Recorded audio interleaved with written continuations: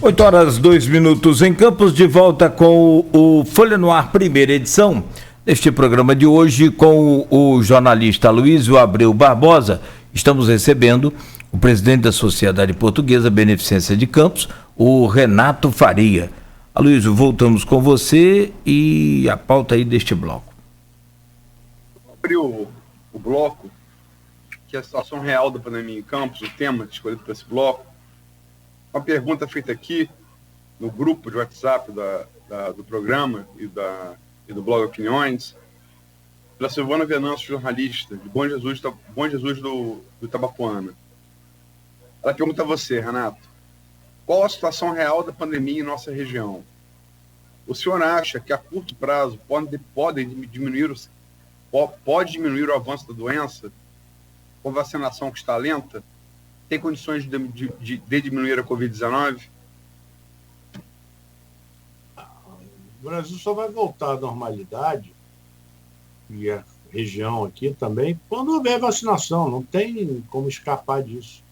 Porque essa nova onda são variantes, e provavelmente outras variantes surgirão para atacar de novo. Então, sem vacina não tem solução. Então, isso não depende só dos municípios, depende do governo federal, que tem que ter uma participação ativa nisso aí.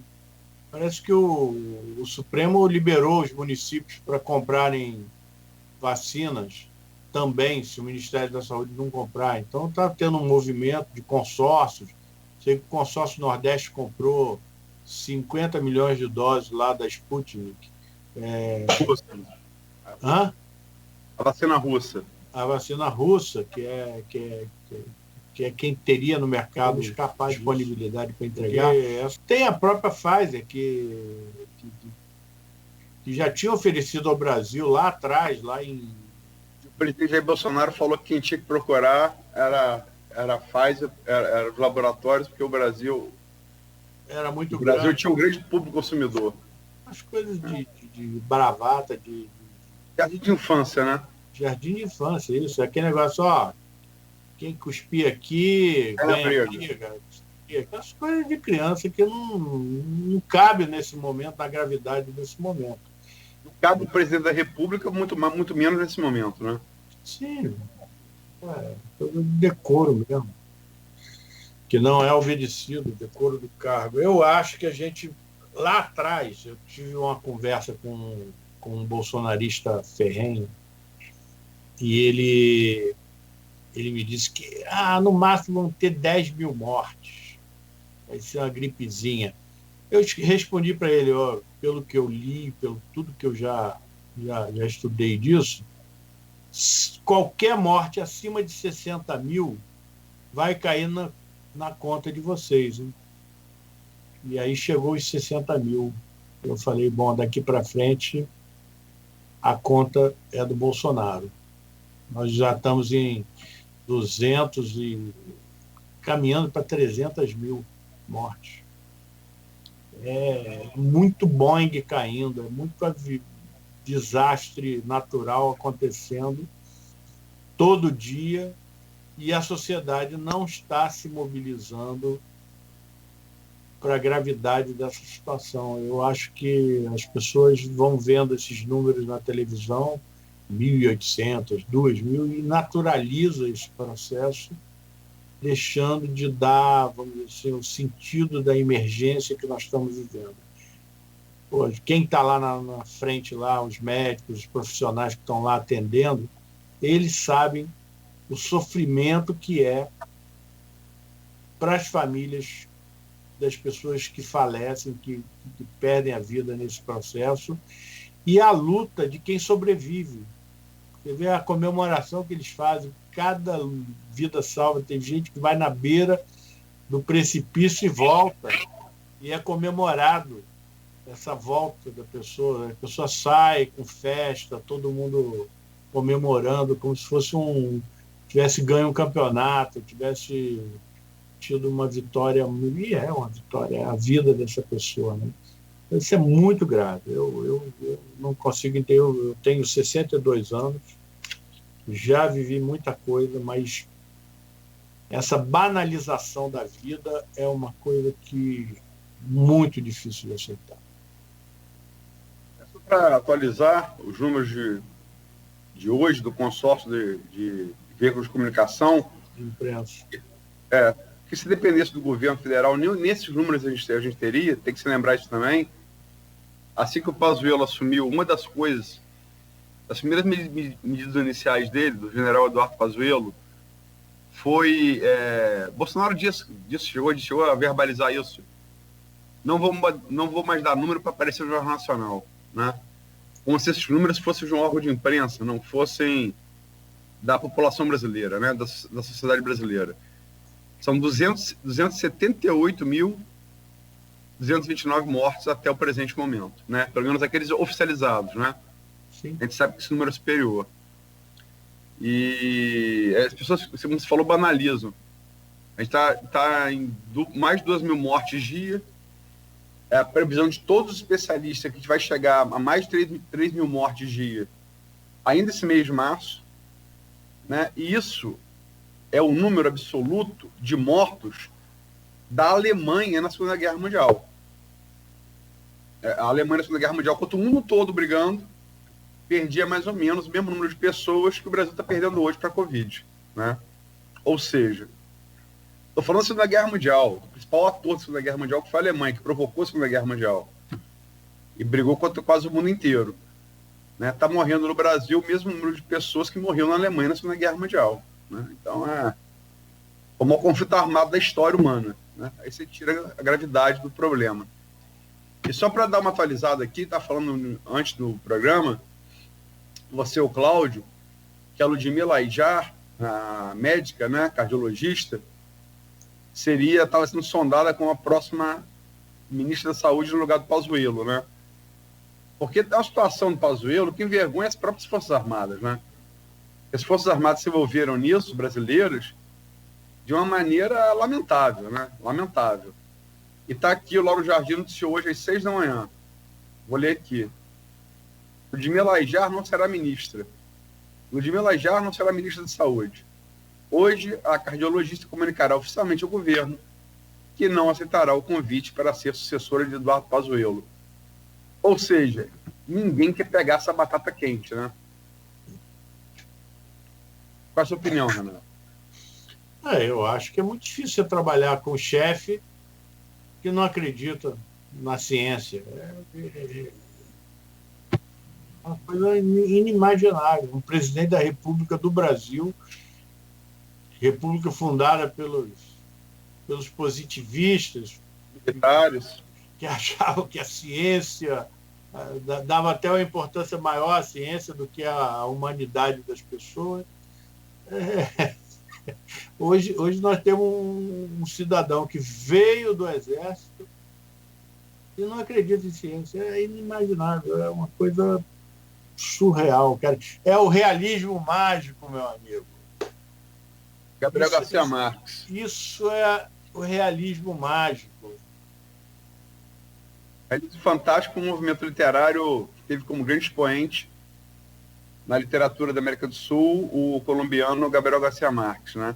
Sim. E só para lembrar que o positivismo foi tão forte, como disse Renato, na fundação da nossa República, que ele está impresso na nossa bandeira. Ordem e progresso é um lema positivista, né? E realmente, para quem... O positivismo é uma escola de pensamento fundada pelo sociólogo francês Auguste Comte, ou Comte, dependendo aí da pronúncia, que pregava a supremacia do fato científico acima de tudo, né? Sim. Hoje isso parece piada, né? Falar isso no Brasil de Bolsonaro parece piada. Agora, Renato, só para não encerrar de vez o bloco anterior, em relação a Campos, você acha que sem um CCC, Campos já teria colapsado o sistema de saúde? Certamente. Certamente. Campos foi abençoada pela, vamos dizer assim, pela existência daquele prédio, que Não existe equipamento parecido na cidade. Entendeu? Aquilo foi fruto de um trabalho anterior, estava falando com o Cláudio, um dever de casa que foi feito pela diretoria e pelo Conselho Deliberativo da Beneficência, pela sociedade como um todo,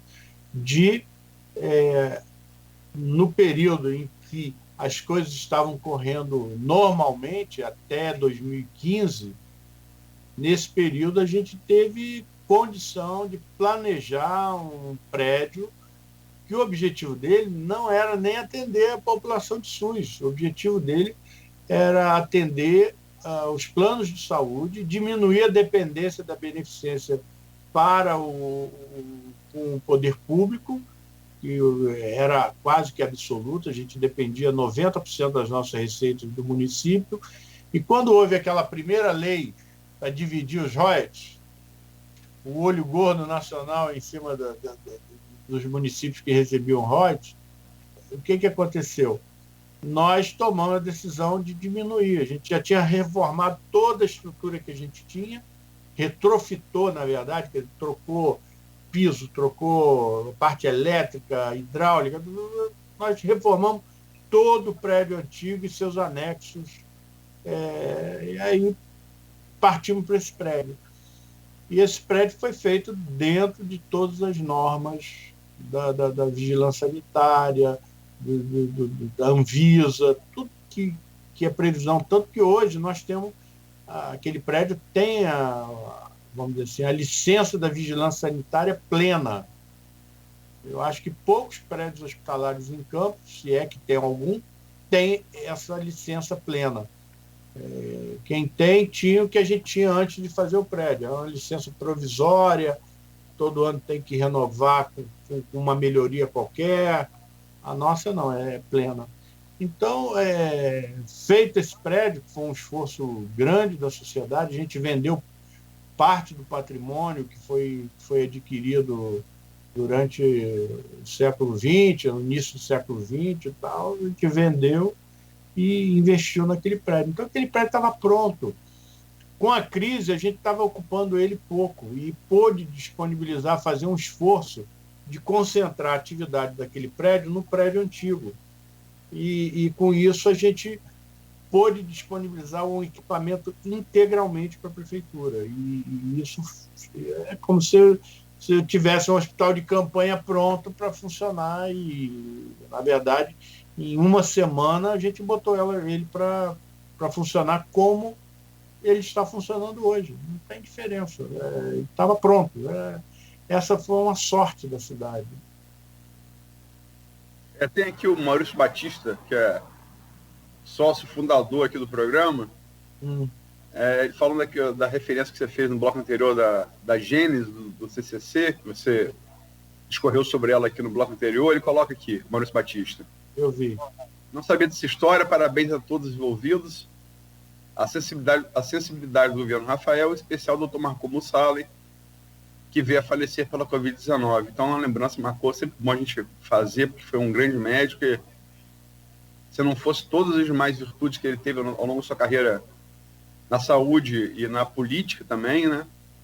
Um político importante de Campos, chegou a ficar em segundo lugar, perdeu para a Rosinha na reeleição da prefeitura em 2012, né? Embora há que se também destacar que Maurício é simpatizante do governo Rafael, né? Mas é uma virtude inegável do governo Rafael e já foi dito várias vezes que o que Renato está afirmando aqui, se não fosse o CCC, Campos já teria colapsado. Sim, sem dúvida. A estrutura de medicina em Campos não teria, talvez, não sei, assim, em termos de equipamento, sei lá, Santa Casa eu acho que tem uma capacidade ociosa, mas só. O resto todos estavam funcionando praticamente com capacidade plena. Então, só nós mesmo que estávamos com o prédio histórico bem vazio, assim, tá com ocupação pequena, porque a gente transferiu quase todas as atividades dele para o prédio novo, e o que a gente fez, também com a Covid, a atividade de medicina diminuiu muito, porque as pessoas estavam evitando ir aos hospitais, então diminuiu muito o movimento. Então, isso justificaria a gente transferir, a gente não perdeu nada, manteve praticamente tudo que a gente fazia, e com isso a cidade só teve a ganhar, né? Pessoas sendo atendidas num ambiente de primeiro mundo. Acho que nem os hospitais privados em Campos têm as instalações que a Beneficência tem e está ofertando aos pacientes de SUS. Tem também o Rogério Bachini, Telejornal Bom Dia RJ hoje. É da NTTV, que também faz parte do Grupo Folha, né? Sim. Segundo fontes da Secretaria Municipal de Saúde, o município se encontra com 68% dos leitos nas UTIs ocupadas. Bachini, a gente falou isso aqui no 68. 68. 68. Bachini, a gente falou aqui no início do programa, é a manchete do Folha 1, do site Folha 1, né? O prefeito de Campos saiu novo alerta sobre o avanço da Covid-19 no município. É lido aqui uma postagem de Vladimir nas redes sociais. Até ontem, ele postou isso, ele postou ontem, então está falando até sábado, né? Estávamos com quase 70% de ocupação dos leitos de UTI e o número continua crescendo. Vamos aproveitar esse final de semana, evitando aglomerações, seguindo as orientações de saúde. A prefeitura está fiscalizando, mas você precisa fazer a sua parte. Isso foi postado pelo Vladimir, e a situação real, que aumentou, né? Aumentou o número de ocupação, aumentou de sexta para sábado, sábado para domingo, né? Domingo para segunda a gente ainda não tem, né? Sexta-feira, o Frederico falou que essa ocupação está na faixa aí de 45% ou 55%. Aumentou bastante. Num fim de semana, são 2 dias, aumentou no mínimo 10%. O negócio é bem preocupante. Você falou, essa nova variante começou a chegar ainda em Campos, já não chegou ainda com uma força total, né? A coisa tá chegando aí, porque tem um interregno, né? Porque Campos não tem tanto movimento assim, ligação com o Rio, né? Não está tendo. Eu acho que os ônibus estão limitados, avião, tudo isso. Mas tem com Macaé, e Macaé tem um fluxo constante com o Rio.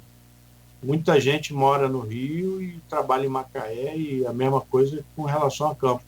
E boa parte da porta de entrada da contaminação do corona em Campos vem de Macaé. Macaé colapsou já tem um tempo lá, a situação lá está muito grave. Está falando aqui leitores reclamando sobre a vacinação de idosos. Ô, Renato, queria saber a sua opinião.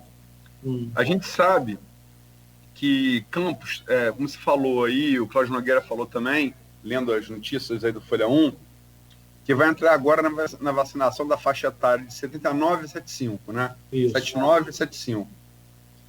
E a gente sabe que Campos, em relação a outros municípios, inclusive a própria cidade do Rio de Janeiro, para usar como exemplo a capital do estado, mas também se você for para o Espírito Santo também, você vai encontrar a mesma defasagem na vacinação de idosos de Campos para outros lugares, né?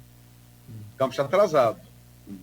Quase todos os demais municípios estão vacinando, já chegaram na faixa etária mais baixa que Campos. Isso foi uma opção do Charbel Cury, que está à frente do enfrentamento à pandemia em Campos, ocupa o lugar que André Moreira ocupou no governo Rafael, 2 médicos infectologistas da maior qualidade, né? Jovens, relativamente jovens ainda, da maior qualidade, mas o Charbel optou por vacinar primeiro o pessoal do setor da saúde, não só da linha de frente, como todo o setor da saúde. Sim. Baseado no raciocínio de que o grande foco irradiador da Covid são os hospitais.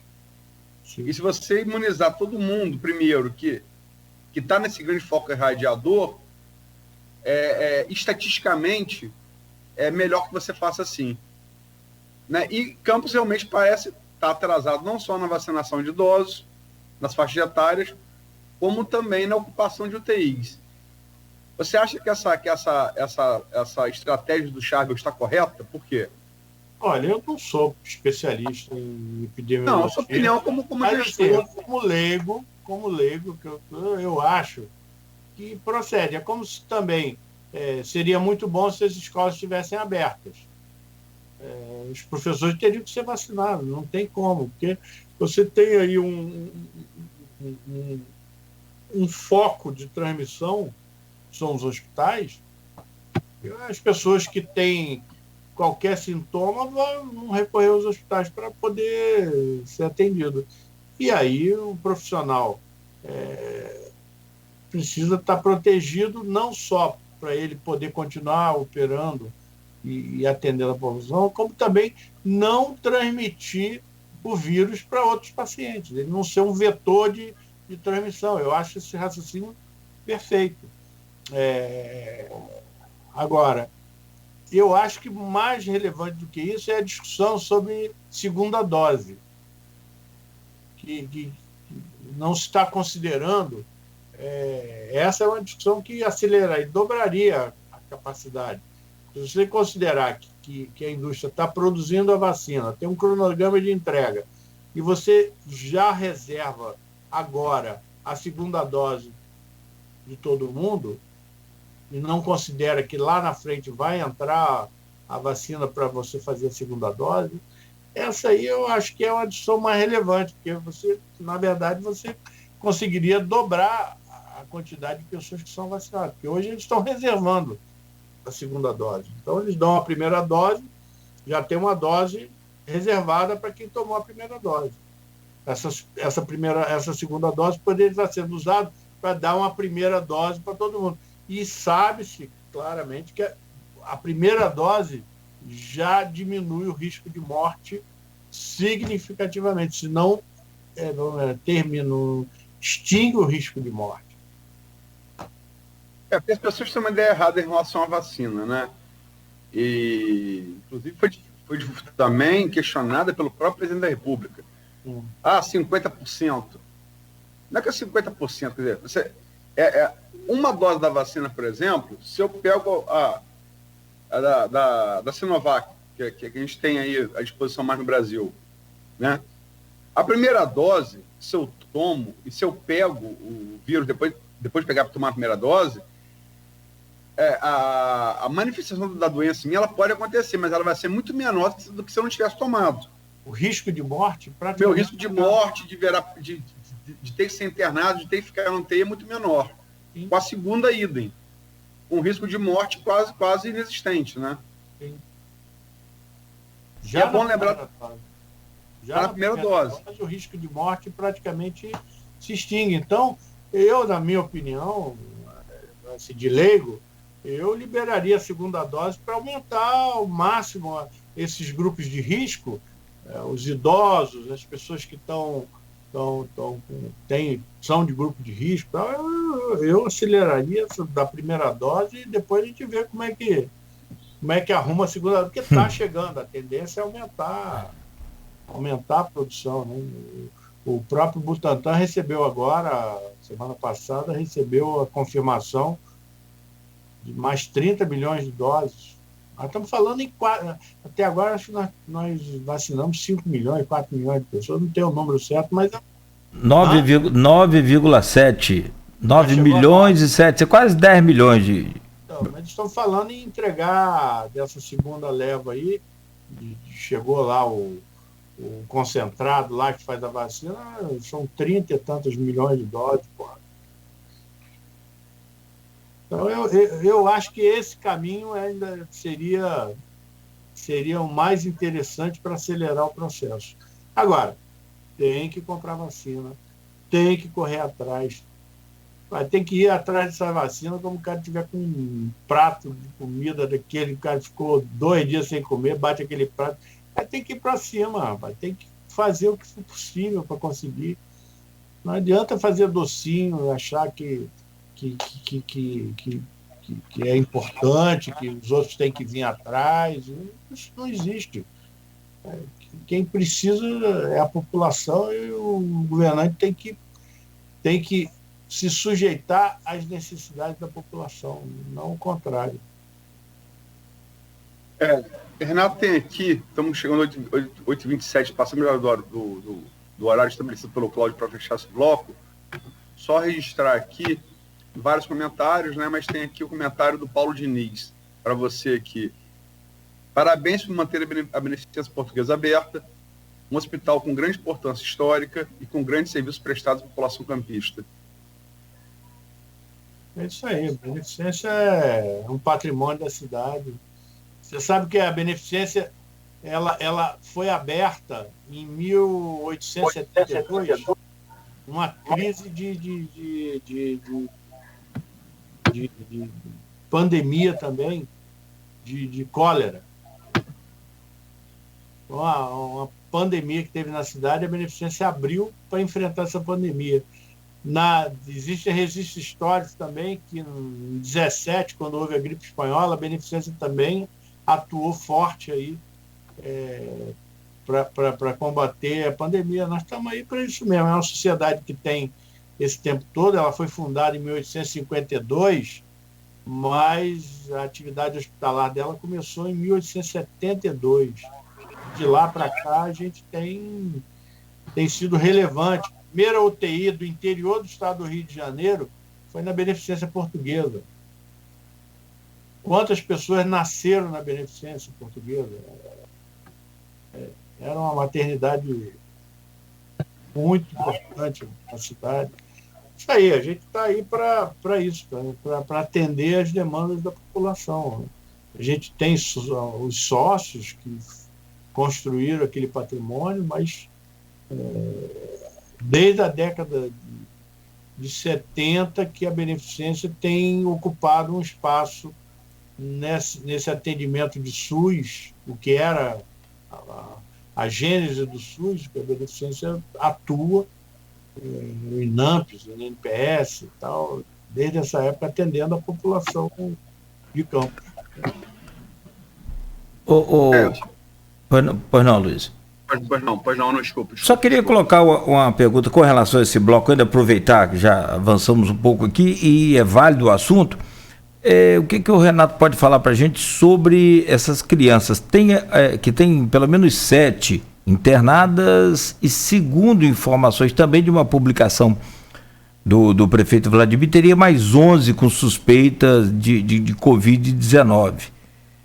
Tem alguma na Beneficência? Eu acho que tem um hospital que é específico para isso, que é o Plantadores. E dá para fazer uma projeção?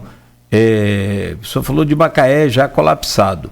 Campos, quais os riscos de Campos hoje, com esses números que o senhor nos passou aqui, de 3 leitos só desocupados aí, né, de enfermaria, 9 leitos de UTI desocupados? Dá para fazer uma projeção? Corremos risco, por exemplo, de ficar sem oxigênio? Parece que a Beneficência tem usina de oxigênio, né? Sim.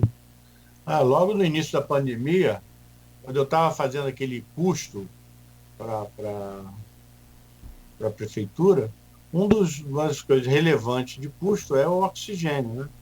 Então eu fui procurar os médicos, saber qual o consumo de oxigênio de cada paciente. Na hora que eu fiz a conta, a demanda do CCCC cheio era o dobro da capacidade da nossa usina. Eu fiquei maluco, né? Alertei o Quintanilha, na época era o nosso contato, do gabinete de crise era o Quintanilha. Então, alertei o Quintanilha, a situação é essa, estou correndo atrás. Aí fomos estudar as alternativas. O nosso fornecedor de manutenção da usina me disse que tinha uma pessoa que ele já tinha desmontado uma usina semi-nova. O cara é de Tocantins, ele tinha 2 usinas, uma mais ou menos do porte da nossa e outra menor. E aí, sei que eu entrei em contato com o cara. Agora, o difícil não foi arrumar, foi até fácil, foi uma bênção que apareceu essa usina, porque não tinha no mercado, não tinha nada. Aí eu conversei com o cidadão, ele, gostou, tal, e reservou a usina. Agora, difícil foi arrancar o dinheiro da prefeitura, da doutora Cíntia, para ela liberar a gente para comprar essa usina. Isso demorou 1 mês e meio. Foi um parto. E tinha dinheiro, chegou aquele dinheiro, os 2.300 do governo federal, esse dinheiro poderia ser usado em investimento. E nós pedimos no plano de investimento, de uso dos 2.300, separar 500 mil para a usina de oxigênio. Mas foi uma discussão que demorou muito, cara. A gente podia ter resolvido esse problema antes. A gente passou aperto com o oxigênio. Antes dessa usina começar a funcionar, chegou a ter problema. A gente supriu com o backup que a gente tem com cilindro de oxigênio. Então a gente conseguiu passar por esse período. Teve intercorrência, teve problema, mas conseguimos passar. E aí, com a usina nova, a coisa tranquilizou, entendeu? Só para fechar esse bloco, desculpa. Perdão, pode falar. Não, só sobre as crianças. As crianças, eu vou te falar, na beneficência eu sei que não tem. As crianças, para UTI, quem atende é o Ferreira. E neonatal, quem atende é os tratadores. Então, não chegou nenhuma demanda para a gente de criança. Então, eu desconheço o assunto. Conheço de imprensa, igual a vocês. Cláudio falou em 9,5 milhões de vacinados, não foi isso, Cláudio? 9,7. Não, 9,7 milhões de vacinados, né? Todos os especialistas falam, para chegar a tal imunidade de rebanho, teria que ter no mínimo, 70% da população no país vacinada. 70%, né? O Brasil tem 207 milhões de habitantes, mais de 200 milhões de habitantes. Isso aqui é a conta. 209,5 milhões de habitantes tem o Brasil, perdão. Para você chegar aos 70% disso, seria 146,65 milhões. Na verdade, é o dobro. Então, a gente, para chegar a isso, está faltando aí... São 280 milhões de doses. Não, mas aí dose, eu não estou falando em dose, estou falando em número de vacinados, né? Vamos supor que esses 9,7 recebam a segunda dose hoje, sejam completamente imunizados. Para chegar à imunidade de rebanho, você teria que vacinar 146,65 milhões de pessoas. Falta mais de 90%. Vamos lá, 146,65 menos 9,7, o resultado faltam 136 milhões e 950 mil pessoas. Vê em que estágio de atraso a gente está, né? O que é aterrorizante. Mas, enfim, vamos passando muito do tempo, vamos para o próximo bloco. Vamos sim. E ainda tem gente que faz comparação da eficiência de alcance de vacinação do Brasil com Israel, com não sei aonde, não sei o que. O negócio é fora da curva, né? Emirados Árabes, Nova Zelândia, são países que são exemplos, né? Pelo menos no combate à Covid. Bom, são 8h36 em Campos. Nós vamos fazer uma pausa bem rápida e a gente volta já para conversar com o Renato Faria, presidente da Sociedade Portuguesa de Beneficência de Campos, né, a Beneficência Portuguesa, e daqui a pouco o assunto que é muito esperado aí, a possibilidade, né, de ocupar a Beneficência com o HGG. Como é que está essa situação, essa negociação, essa conversa aí com a Prefeitura? São 8h36 no oferecimento dos laboratórios Plínio Bacelar, Clínica Proteus e Dedumas Baterias.